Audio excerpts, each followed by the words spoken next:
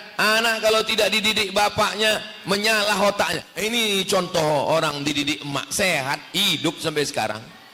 Lalu saya kaitkan ke diri saya termasuk lebih banyak dididik emak saya. Saya tak cacat mental, saya sehat, saya tak homo. Jadi kadang orang ini pengamat ini banyak tak betul. Jadi ibu yang kebetulan suaminya pilot, yang kebetulan suaminya kerja di luar negeri 2 tahun baru pulang, yang kebetulan suaminya pekerja kapal, tidak menjadi kelemahan. Doakan supaya suaminya sehat-sehat di sana, supaya dia istiqomah mendoakan tetap. Adapun ibu punya peran mendidik anak. Kalau ada perempuan kalau ada pakar yang mengatakan anak kalau tidak dididik bapaknya menyalah otaknya. Ini contoh orang dididik emak sehat, hidup sampai sekarang. Sebanyak anak membaca Al-Quran di pondok ini kita mendapatkan pahala, sebanyak anak sholat di tempat ini kita mendapatkan pahala. Belum lagi di saat mereka menjadi ulama. Harapan kami pesantren terus berkembang dan husnudzon kami akan berkembang. Maka dari itu kami ajak Anda, para perindu ridha Allah, ayo kita ikut andil dalam besarkan pesantren ini. Semoga dari pesantren keluar ulama-ulama penerus dakwah baginda Nabi. Amin. Maka jangan ragu untuk bergabung. Inilah orang cerdas. Kalau kita mengandalkan ibadah kita melakukan sholat sebanyak apapun sangat terbatas, ngaji Quran sangat terbatas. Tapi kalau kita ikut andil dalam program besar semacam ini, sebanyak anak membaca Al-Quran di pondok ini kita mendapatkan pahala, sebanyak anak sholat di tempat ini kita mendapatkan pahala. Belum lagi di saat mereka menjadi ulama. Inilah kerjaan orang-orang cerdas. Maka ayo menjadi cerdas hari ini. Jangan ragu, sisihkan rezeki Anda. Dan tidak cukup sampai di sini. Ajak orang lain. Kapan Anda mengajak orang lain, Anda mendapatkan pahala biarpun orang itu belum mengikuti ajakan Anda. Ajak sebanyak-banyaknya. Dan di saat Anda mengajak, jangan meremehkan. Mungkin kelihatan orang itu seolah-olah tidak akan membantu. Ajak saja. Silahkan sisihkan rezeki Anda langsung ke Pesantren Nurul Azhar Bank Syariah Indonesia, nomor rekening 147-666-6666 atas nama Yayasan Tabung Wakaf Umat. Dan jika terbuka hati Anda lalu Anda berderma, jangan ragu. Sertakan kode transfer 01 di akhir nominal transfer dan atau konfirmasi ke nomor 0852 6541 6060. Itu adalah nomor admin yayasan. Dan setelah itu, setelah Anda berderma, puji syukur, bersyukurlah kepada Allah karena Allah telah memilih Anda untuk bisa berjuang. Nuhibbukum fillah. Assalamualaikum warahmatullahi wabarakatuh. Assalamualaikum warahmatullahi wabarakatuh. Terima kasih untuk kesempatannya. Perkenalkan saya Erika. Alhamdulillah Pak Ustadz, di sini saya mau bertanya. Alhamdulillah saya sudah dititipkan satu anak laki-laki yang sekarang sedang bersekolah di TK Nurul Azhar Bakti. Nah, di sini saya sudah dititipkan hamil kedua, ketiga, dan keempat. Tetapi hamil kedua, ketiga, keempat saya mengalami keguguran. Kedua dan ketiga itu hamilnya tidak ada bentuk. Yang keempat alhamdulillah ada bentuk tapi sudah tidak bernyawa di usia kandungan 10 minggu. Yang ingin saya pertanyakan, apakah hamil kedua dan ketiga itu ada berbentuk anak surga atau tidak? Terima kasih. Assalamualaikum warahmatullahi wabarakatuh.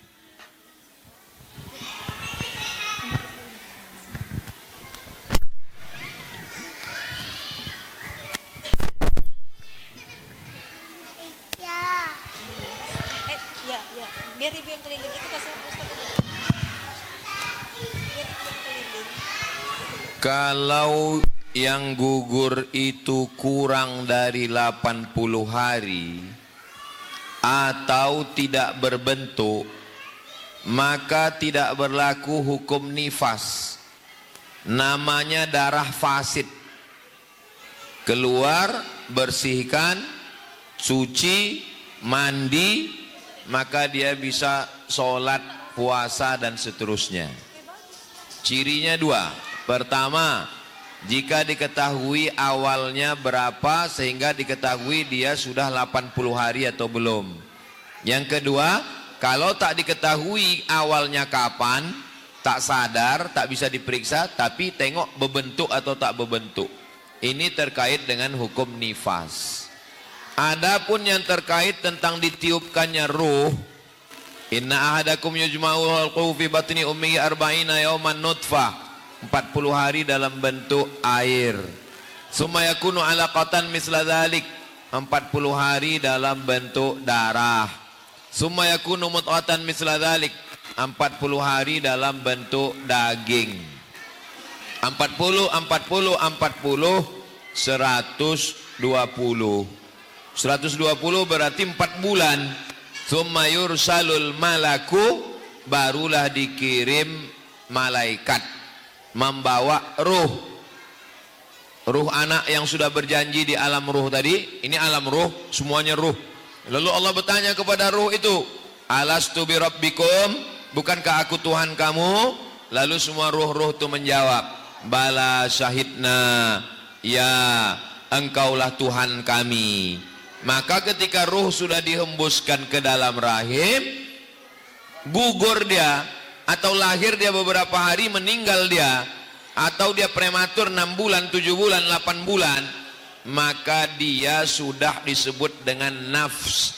Karena sebelum dia berjumpa dengan jasad namanya ruh, setelah dia bersatu dengan jasad namanya nafs. Makanya Allah memanggil dia, ya ayyatuhan nafsul mutmainnah. Waktu itu dia sudah jadi manusia, maka dia inilah yang bisa memberikan syafaat. Nanti semua orang-orang tua ini disuruh masuk ke dalam surga. Wasiqal ladzina taqaw rabbahum ilal jannati zumara. Orang-orang yang sudah tua, yang dewasa digiring masuk ke dalam surga.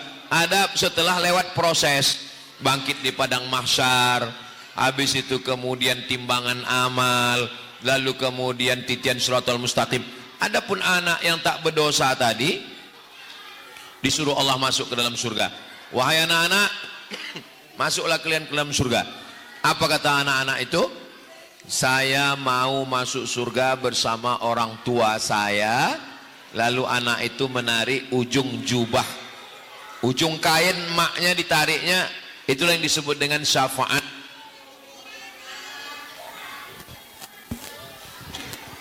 Cek.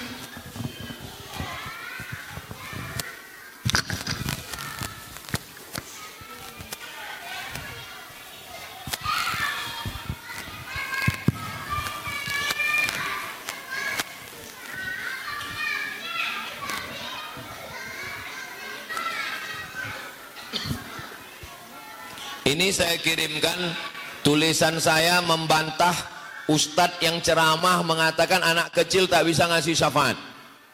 Ada jamaah kita kakeknya ninggal, saya diundangnya datang, bukan ceramah, untuk mendengarkan ceramah orang. Saya datang, lalu penceramah itu bilang, nggak ada tuh anak-anak kecil bisa ngasih syafaat. Saya kirimkan tulisannya ke Ustadz Hanafi dan Ustadz Al-Nob. Nanti tolong sharekan ke wali-wali murid Al-Azhar, Nurul Azhar. Ustadz Al-Nob dan Ustadz Hanafi.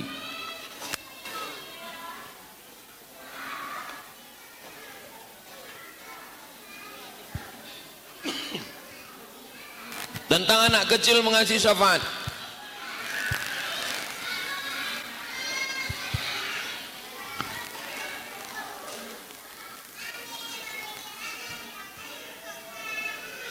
Apa kata anaknya?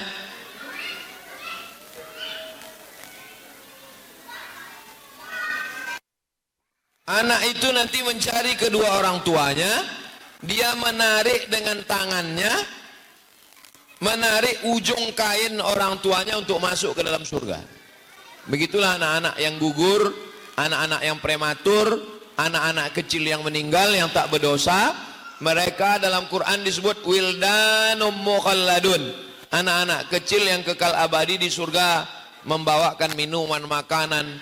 Bayangkan mereka menjadi orang-orang yang mulia di dalam surga.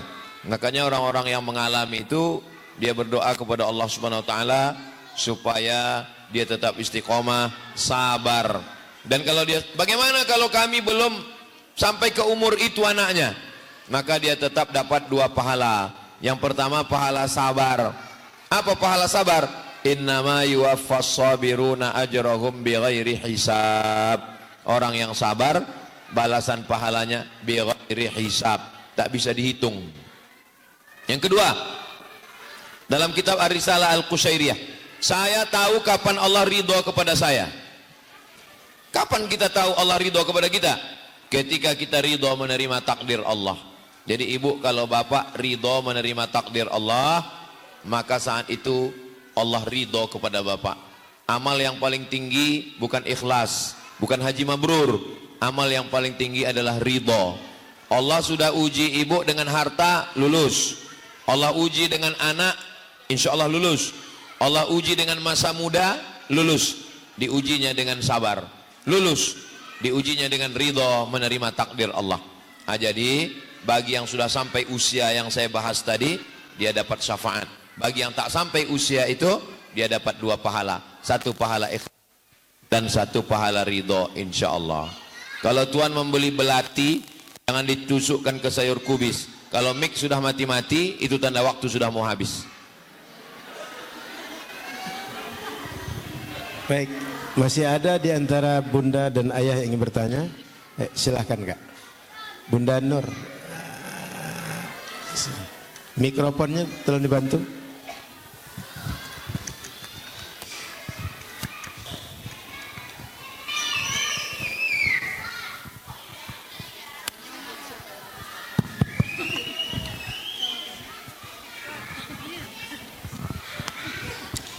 Assalamualaikum warahmatullahi wabarakatuh. Izin Ustaz, perkenalkan saya Asyura, Mama Umar dari TKB Nur Azhar Bakti. Yang ingin saya tanyakan Ustadz, ini soal peran ayah. Kebetulan Papa Umar ini adalah seorang pelaut yang dimana pulangnya cuma 6 bulan sekali. Saya ingin bertanya Ustadz, bagaimana saya mengganti peran papanya? Karena anak laki-laki itu sangat membutuhkan peran papanya dalam tumbuh kembang anak. Mungkin itu saja yang Ustadz yang ingin saya tanyakan. Assalamualaikum warahmatullahi wabarakatuh. Banyak saya baca di medsos sekarang, katanya anak kalau kurang dapat peran bapaknya, anaknya jadi cacat mental, anaknya jadi nakal, anaknya jadi homo. Lalu saya kaitkan ke diri saya termasuk lebih banyak dididik emak saya. Saya tak cacat mental, saya sehat, saya tak homo. Jadi kadang orang ini pengamat ini banyak tak betul. Jadi ibu yang kebetulan suaminya pilot, yang kebetulan suaminya kerja di luar negeri 2 tahun baru pulang, yang kebetulan suaminya pekerja kapal, tidak menjadi kelemahan. Doakan supaya suaminya sehat-sehat di sana, supaya dia istiqomah mendoakan tetap. Adapun ibu punya peran mendidik anak. Kalau ada perempuan kalau ada pakar yang mengatakan anak kalau tidak dididik bapaknya menyalah otaknya. Ini contoh orang dididik emak sehat, hidup sampai sekarang. Kalau ibunya punya perhatian khusus, punya kesempatan mendidik anak dengan baik, maka dari A sampai Z, maka itu kenapa Allah tuh menitipkan anak itu kepada ibu. 9 bulan 10 hari di rahim ibu. Coba kalau disuruhnya ganti-gantian, anak pertama di rahim ibu, anak kedua di rahim bapak, mungkin cuma 2 bulan aja gugur semua anak itu. Karena ibu punya kesabaran yang luar biasa. Tentang masalah pendidikan,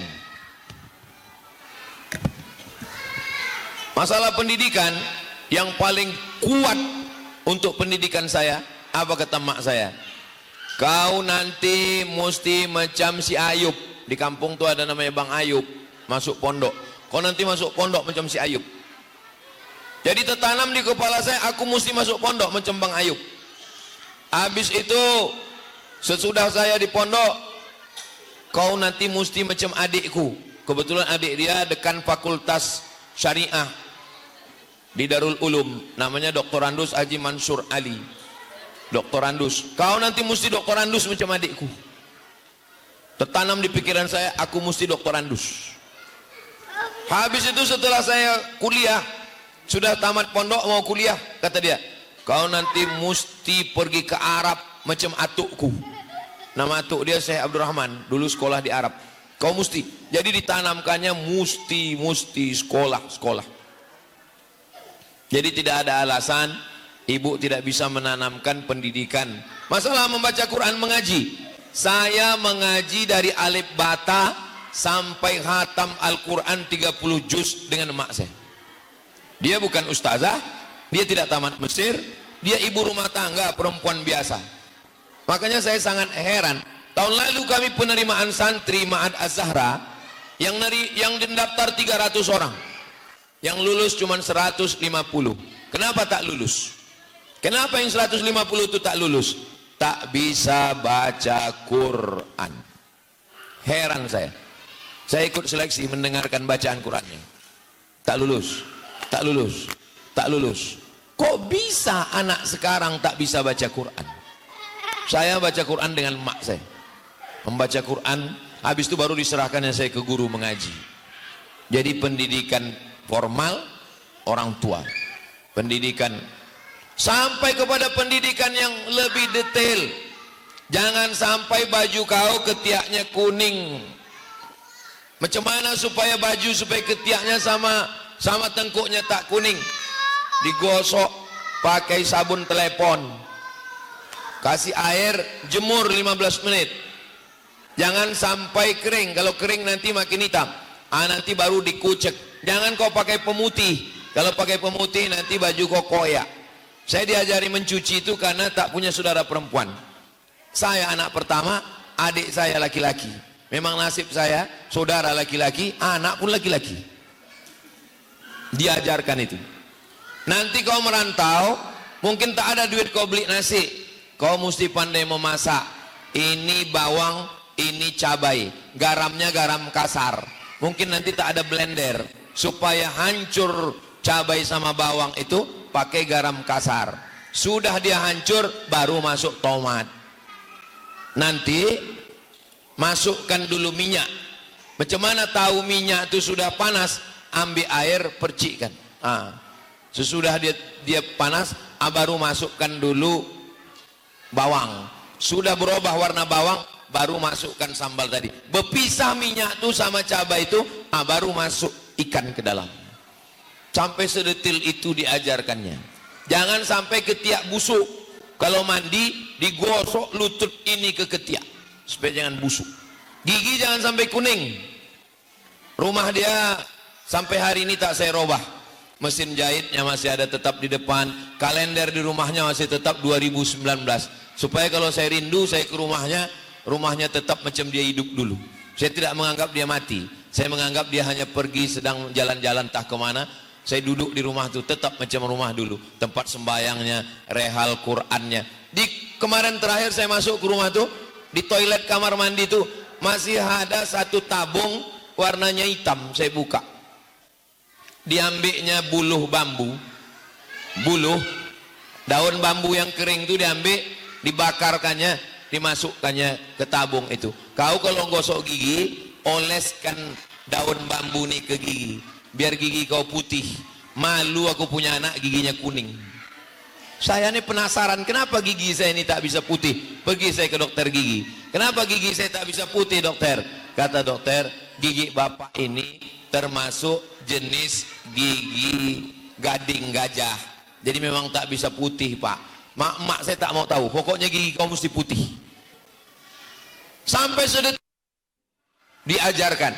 Jadi ibu, walaupun suaminya pergi jauh, ibu ajarkan dia sedetail-detailnya. Mencuci baju, melipat baju, semuanya diajarkan. Apa yang ibu ajarkan itu berkesan sama dia sampai sekarang. Saya sampai hari ini, kalau saya mencuci ayam, seminggu mau Idul Fitri, asisten rumah tangga balik kampung, mudik. Tinggal saya berdua sama ustazah, santri balik. Saya mencuci ayam. Sampai hari ini kalau saya mencuci ayam, mencuci ikan, mencuci kambing, tetap ingat emak sih. Karena pesan dia dulu, ayam ini kau cuci 2 kali. Kalau kambing kau cuci 4 kali. Kenapa ayam ini 2 kali, mak? Karena kakinya 2. Kambing ini 4 karena kakinya 4. Kita anak kecil tak tahu. Rupanya kambing ini darahnya merah. Kalau dicuci sekali masih merah, 4 kali bersih. Siraman yang terakhir kau berselawat.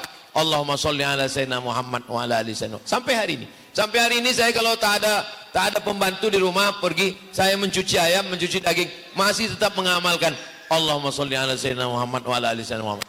Ibu ajar saja anak ibu dari A sampai Z, insya Allah bahagia ibu dunia akhirat, bahagia juga anak ibu insya Allah.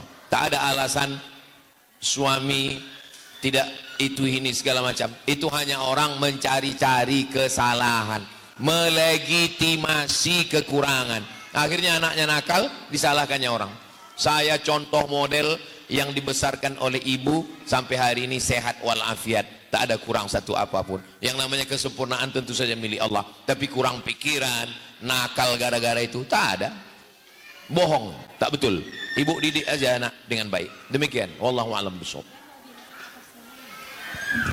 Masih ada Bunda? Baik, satu terakhir ya, silahkan Bunda. Tolong mic-nya di sini.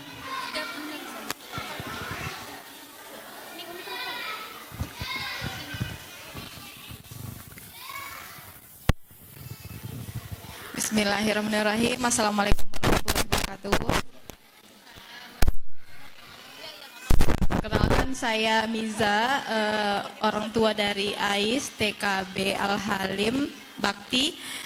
Saya ingin bertanya Ustadz, bagaimana pandangan Ustadz tentang homeschooling, di mana sekarang kita dihadapi dengan kenyataan bahwa banyak sekolah yang banyak menuai perdebatan. Ada yang kurikulumnya, ada yang gurunya, ada yang anak-anaknya, teman-temannya, bahkan lingkungannya juga. Bahkan kita tidak mengontrol anak-anak lain yang di rumahnya bagaimana, di sekolah juga berbeda gitu. Dan saya juga melihat Nurul Azhar belum ada SD, jadi saya bingung gitu, kemana anaknya harus dilanjutkan gitu ya. Begitu Ustaz, terima kasih. Assalamualaikum warahmatullahi wabarakatuh. Sekolah ini datang sejak ada Belanda. School. Sebelum itu tak ada sekolah. Sebelum itu bagaimana nenek moyang kita dididik di rumah atau dididik di pondok. Pondok pesantren tua di Pulau Sumatera didirikan oleh Syekh Mustafa Husain. Diambil dari Mustafa, itulah dia Mustafawiyah di Mandailing Natal. Syekh Mustafa Husain mendirikan pada tahun 1912. Sekarang sudah 2025. Berarti 113 tahun 100 berapa? 113 tahun yang lalu sudah berdiri. Santri datang buat rumah sendiri. Makanya sampai sekarang masih terjaga pondok-pondok di pinggir jalan. Kalau kita mau ke Penyambungan, mau ke Medan, santri datang dengan ayahnya, buatkan pondok sendiri, santri membaca kitab. Sorogan kata orang Jawa, kaji duduk kata orang Melayu. Duduk sama Syekh Mustafa Husain. Baca akidah, baca fikih, baca akhlak, baca hadis, hatam baca kitab, balik ke rumah. Jadi kalau ada orang sekarang mengatakan homeschooling, kita ini dulu memang tak ada sekolah. Memang homeschooling, home rumah, schooling sekolah, homeschooling sekolah di rumah. Memang begitulah dulu. Ibu sama ayah mendidik, sore-sore anak-anak dititipkan ke surau mengaji. Orang Minangkabau, anak-anak laki-laki diletakkan di surau, basile dan pandai mengaji. Sudah pandai merantau, suruh merantau mencari rezeki. Itu maka orang Minangkabau sampai ke Sydney. Maka ada namanya surau Sydney. Orang Minang membuat surau. Kenapa? Karena memang disuruh merantau sejauh mata memandang. Pergi ke Makkah Al-Mukarramah. Sekolah baru ada Belanda yang buat sekolah. Ada kursinya, ada kurikulumnya. Itu datang belakangan. Jadi zaman sekarang pondok pesantren dimatchingkan dengan sekolah. Maka muncullah namanya Islamic Boarding School. Sekolah Islamic Boarding. Ada sekolahnya dari pagi sampai zuhur. Ada pondoknya, dia mondok di situ, dan ada islamiknya. Dia baca Quran, baca kitab, kitab kuning, nahu sorab, balaghah dan lain sebagainya. Jadi kalau sekarang Saya terus terang tidak mampu untuk mendidik anak di rumah, tak sanggup. Makanya keponakan saya, anak adik saya masukkan ke pondok. Yang nomor 2 ini kirim ke tahfiz Quran. Kenapa Ustaz tak masukkan ke Nurul Azhar? Karena Nurul Azhar dulu belum dibuka umum. Yang boleh masuk di situ hanya du'afa. Saya tak mau, saya ada kepentingan memasukkan keponakan saya sementara dia tak du'afa. Padahal saya setuju sekali dengan Nurul Azhar. Tapi sekarang setelah terbuka umum, maka anak saya nanti bulan November saya masukkan daftar supaya 2026 dia masuk ke Nurul Azhar. Dulu keponakan saya itu mau masuk tak bisa karena dia tidak du'afa. Sedangkan dulu angkatan pertama itu du'afa. Jadi memang kekurangan kita belum ada SD. Nanti tanyalah ke Ustadz Hanafi dengan Ustadz Alnof mana SD yang kira-kira mendekati Nurul Azhar. Walaupun tidak bisa macam Nurul Azhar, yang agak-agak dekat. Sementara Nurul Azhar buat SD. Nah nanti sesudah Nurul Azhar buat SD, baru kita ramai-ramai memasukkan. Sudah ada lengkap TK, SD, SMP, aliyah. Aman SD, tak ada tawar-menawar. Taman SD wajib mondok. Anak saya, keponakan saya wajib mondok. Yang tak mau mondok, pecat jadi keponakan. Karena saya tak sanggup dia di rumah. Pergaulan, handphone, TV, gadget, jiran, tetangga, kawan, narkoba, na'udzubillah, na'udzubillah.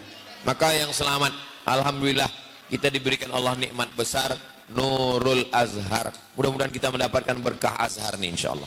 Demikian Ibu, wallahu a'lam bishawab.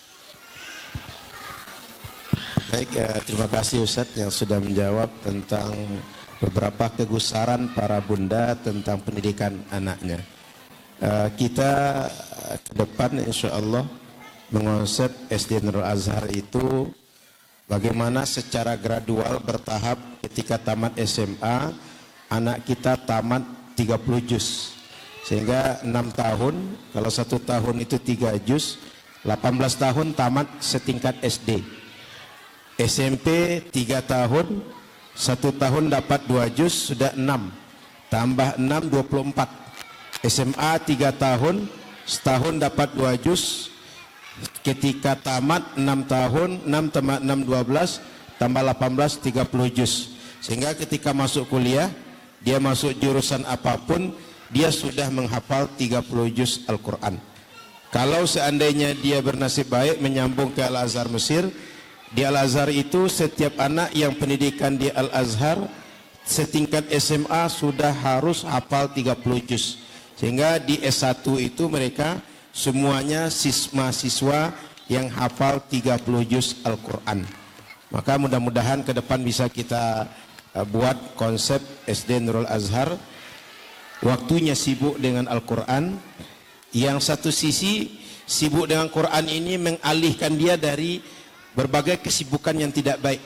Di satu sisi mengisi dia dengan cahaya, dengan nur. Di satu sisi mengisi dia dengan bahasa. Karena Quran itu banyak bahasa yang bisa dia hafal masuk ke dalam dirinya. Di sisi yang lain kita masukkan dia penjagaan terhadap diri dia dengan hafalan Quran yang ada dalam dirinya. Mudah-mudahan kita termasuk keluarga Ahlul Quran. Amin ya rabbal alamin.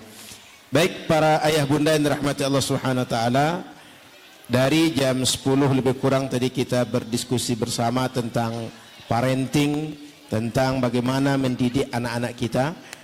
Kami dari keluarga besar Pesantren Nurul Azhar berterima kasih pada ayah bunda yang juga ikut mendidik anak-anak kita bersama, baik di rumah atau di lingkungan lain yang di luar kami bisa mendidik anak-anak ayah bunda.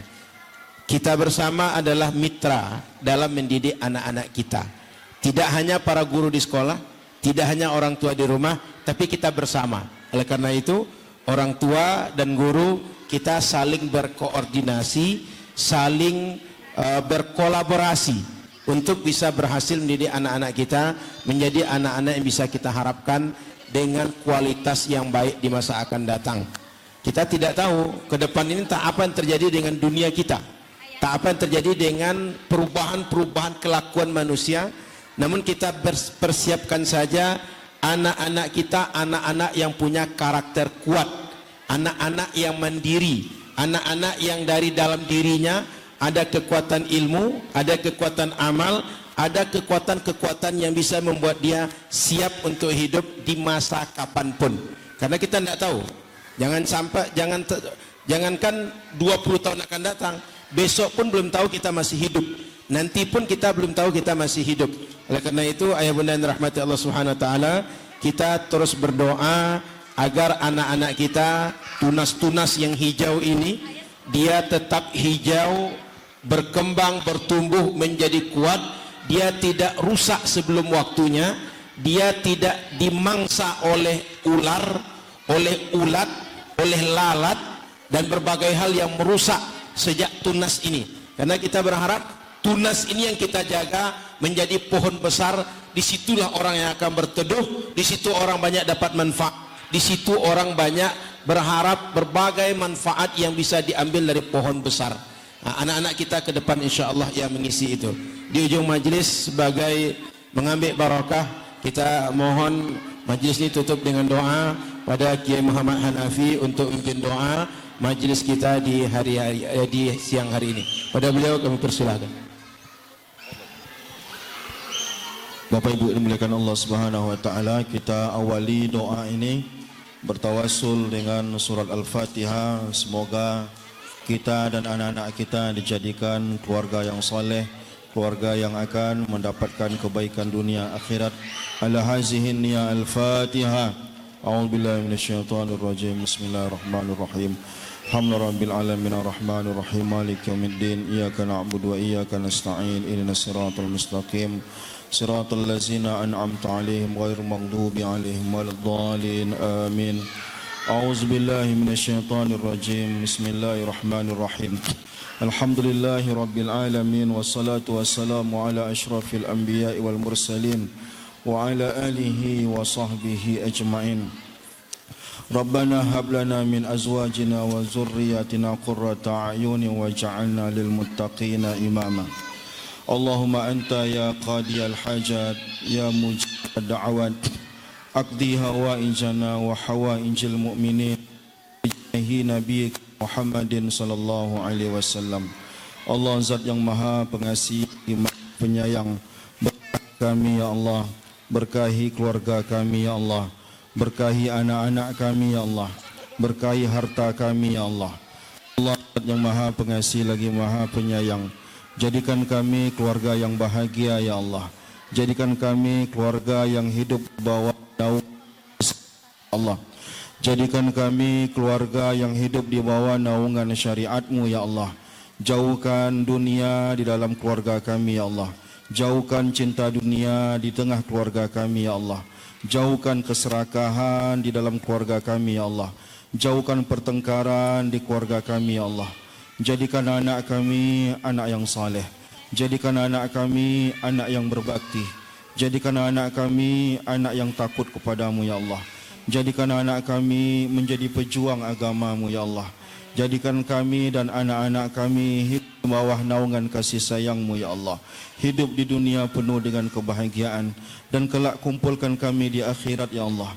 Bersama anak-anak kami, bersama mak ayah kami, bersama orang-orang yang mencintai kami, bersama orang-orang yang pernah berjasa kepada kami ya Allah, di dalam naungan surgamu yang penuh dengan kenikmatan. Ya Allah zat maha pengasih lagi maha penyayang. Si ayah-ayah yang hadir pada hari ini ya Allah, mereka berjuang dan mereka bekerja di tengah, mereka bekerja di saat hujan lebat, mereka bekerja di bawah mereka bekerja di bawah kesusahan, mereka bekerja penuh dengan tanggung jawab ya Allah untuk menafkahi anak-anak mereka ya Allah.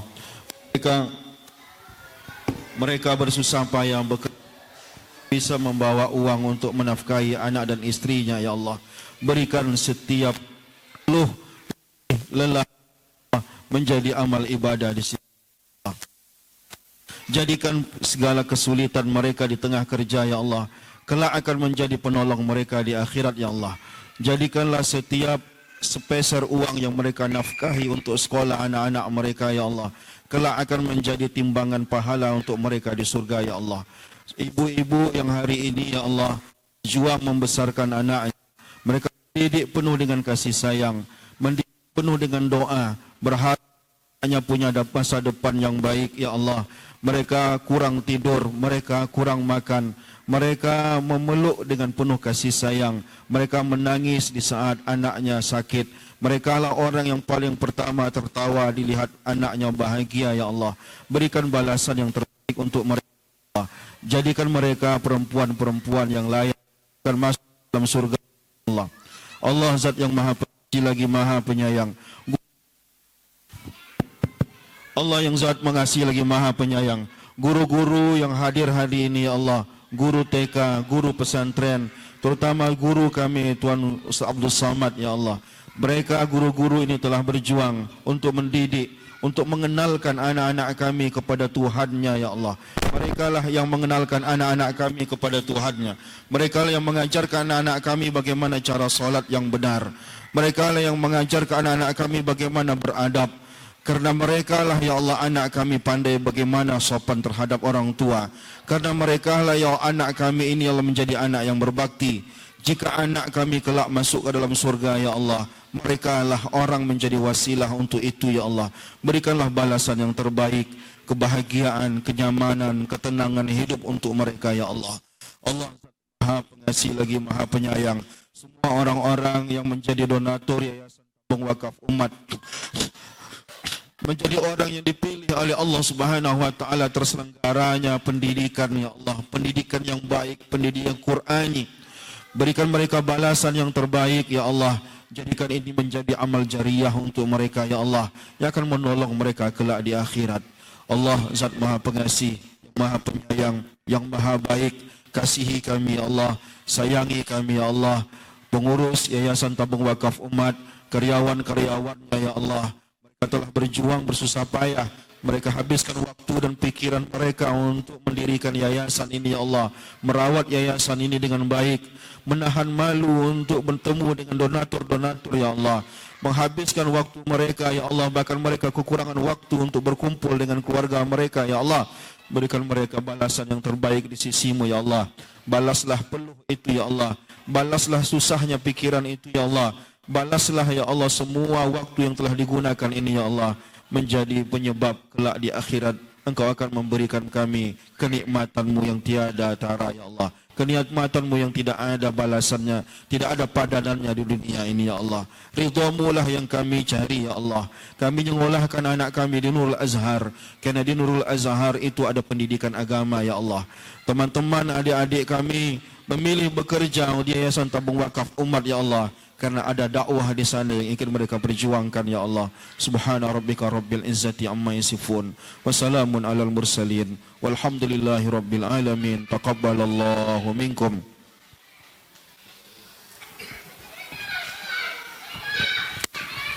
Baik, terima kasih kepada Kiai Muhammad Hanafi yang sudah memimpin kita baca doa. Ayah bunda yang dirahmati Allah Subhanahu wa taala, sebelum kita tutup dengan sesi foto, kami menyampaikan bahwa Yayasan Tabung Wakaf